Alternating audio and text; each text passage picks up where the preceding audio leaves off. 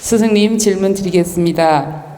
연로하신 부모님이 계시다 보니 죽음에 대해 자주 생각하게 됩니다. 저희 친정 아버님께서는 평소 절대로 요양병원에는 가지 않겠다고 말씀을 해오셨는데 그래서인지 병원에 하루 입원하셨다가 다음 날 새벽에 돌아가셨습니다. 나이가 들면 요양병원으로 가는 것이 당연한 수순처럼 된 것 같은 요즘 세태를 보면서 저도 요양병원 신세를 지지 않고 죽음을 맞이하고 싶다는 생각이 드는데 어떻게 하면 삶의 마무리를 잘할 수 있을지 스승님께 질문 드립니다.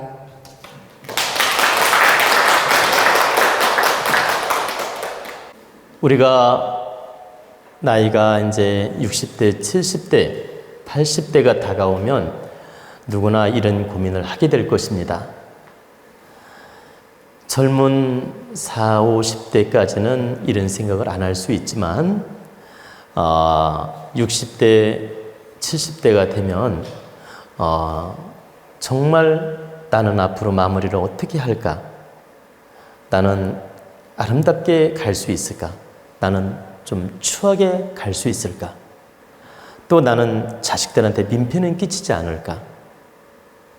나는 아주 깔끔하게 가고 싶은데 그게 마음대로 될까? 이런 고민을 누구든지 할 수 있다. 또 그런 고민을 하는 게 또 당연한 겁니다.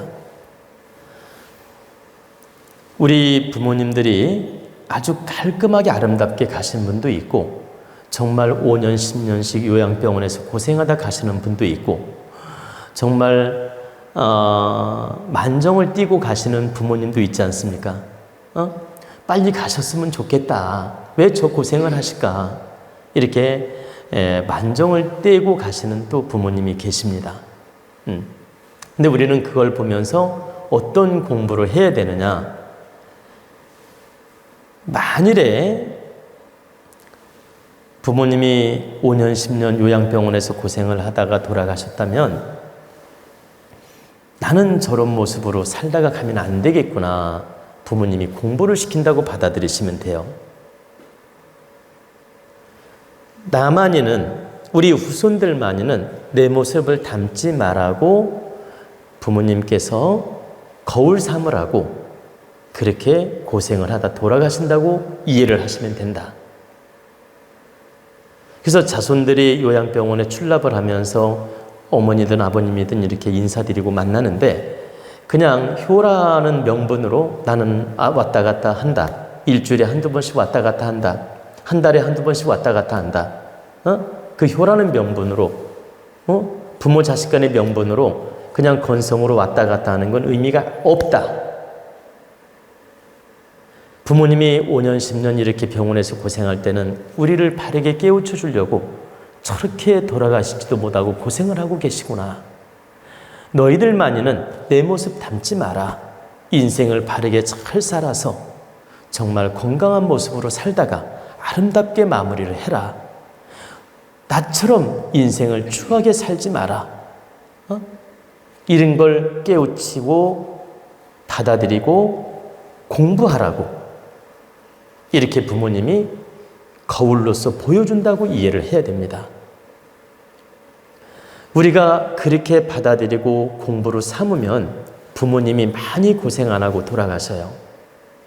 근데 자식들이 그런 모습을 보면서도 하나도 깨우침도 없고 그냥 일주일에 한 번 인사하고 오니까 당연한 것처럼 받아들이고 한 달에 한 번 인사하고 오니까 당연한 것처럼 받아들이고 아무 깨우침도 없고 이렇게 부모님을 형식적으로 그냥 예의상 대하는 자손들, 깨우침도 없이 그냥 말수는 없으니까. 그러니까 무슨 말씀이냐면 내가 안 가볼 수는 없으니까 그냥 아무 깨우침도 없이 이렇게 부모님 찾아뵙는 것은 자식의 도리일 뿐이지 의미는 없다. 자식된 도리는 행하는 건 맞아요. 도리를 행하는 건 맞지만 진짜 부모님이 바라는 바는 너희들이 나의 모습을 보고 깨우치라는 뜻이 담겨져 있다는 뜻이에요. 그래서 우리가 이렇게 연로하신 부모님이나 요양병원에 계신 부모님이나 병석에 누워있는 부모님을 볼 때는 우리를 절실하게 깨우쳐주고자 대역을 하고 계시구나. 그 대역 역할을 하고 계시구나. 저 고통을 받으면서 이렇게 우리가 깨우치고 받아들일 필요가 있다.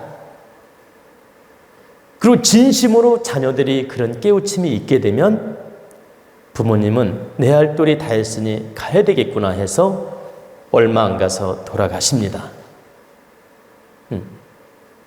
그러니까 내 역할은 다 끝났으니 이제 가야 되겠구나 하면서 가시게 된다.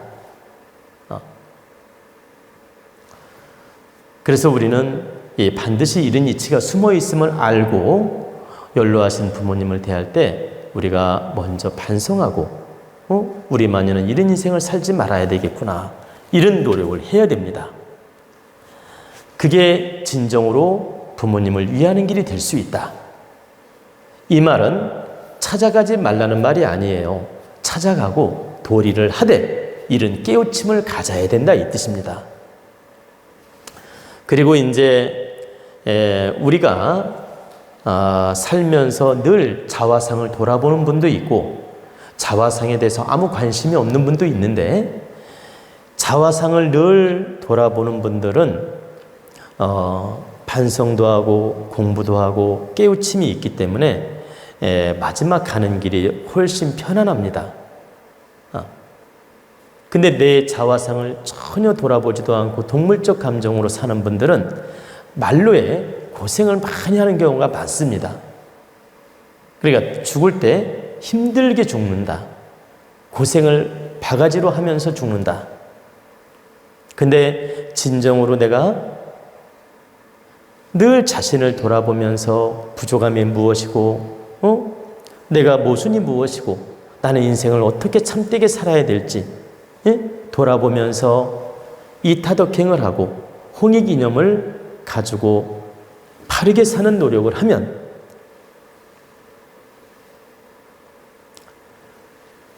절대적으로 하늘이 도와서 큰 고생을 안 하고 마무리를 하게 만듭니다. 그러니까 우리가 바르게 깨우침도 갖고 남을 이롭게 하는 마음도 갖고 내 인생을 득되게 아주 바르게 건강관리도 하고 운동도 하고, 여기는 바르다는 표현은 이게 다 포함된 거예요. 자, 좀 구체적으로 말씀을 해드릴게요. 내가 스스로 모순이 무엇인지 늘 돌아보고 반성하고, 또 내가 가족간이나 친척간이나 이웃간이나 사회적으로 내가 득되는 인생을 살고 있는지 돌아보고, 또 내 기운이 얼마나 탁해졌는지도 돌아보고, 그리고 내 건강이 지금 어떤 신호가 오면 운동도 하고 관리도 잘하고, 또 음식 조절도 내가 바르게 잘하고, 또 이렇게 탁한 기운이 쌓이지 않도록 공부도 하고, 마음 공부도 하고, 도원 공부도 하고, 그리고 이렇게 사람들을 대할 때도 내가 열린 마음으로 득되게 대하고, 이 사회를 이롭게 하는 일원으로서 내가 역할을 해야 되겠다. 내 한 사람이 바르게 숨으로써 이 사회가 좋아질 수 있다. 이런 이념을 가지고 내가 정말 모두에게 득되는 사람으로 성장하는 겁니다. 그러면 하느님은 절대적으로 그 사람을 눕혀서 고생을 많이 안 시킵니다. 물론 팔자에 따라, 사주팔자에 따라, 환경에 따라, 조건에 따라 아플 수도 있어요. 고생도 물론 할 수 있고, 그러나 크게 고통을 주지 않고 마무리를 짓게 만든다, 이 뜻입니다. 제 얘기는 5년 10년씩 병석에 눕게 만들어서 고통받지 않게 한다. 몇 개월 고생을 할 수도 있고 길면 1년 고생을 할 수도 있어요. 그러나 정말 추한 모습으로 5년 10년씩 시간을 끌다가 가게 만들지 않는다, 하느님께서. 자손도 알아야 되고 주변도 알아야 되니까 적절하게 신호를 보내줄 수 있고 적절하게 관리하게끔 도와줄 수 있고 적절하게 가족들이 알게끔 도와줄 수 있다. 그러니까 현재 내 몸이 불편한 걸 알게끔 도와줄 수 있다 이 말이에요. 그러나 그 병으로 5년 10년씩 끌다가 만정을 띠고 가게끔 하지 않는다 이 뜻입니다. 그래서 우리가 이런 추한 모습으로 마무리를 안 하려면 좀 전에 말씀드린 그 여러 가지를 다 우리가 지키는 노력을 해야 됩니다. 늘 자가 진단을 하고 자화상을 돌아보고 모순이 무엇인지도 돌아보고 반성도 하고 마음 공부도 하고 운동도 하고 건강도 관리 잘하고 음식도 잘 드시고 이타덕행을 하고 홍익이념을 세워서 이 사회에 득되는 사람으로 성장하는 이념을 반드시 가져야 된다. 이게 바로 내가 인생을 빛나게 잘 사는 방법이며 추하게 살지 않는 방법이며 마무리를 잘하는 방법이란 뜻입니다.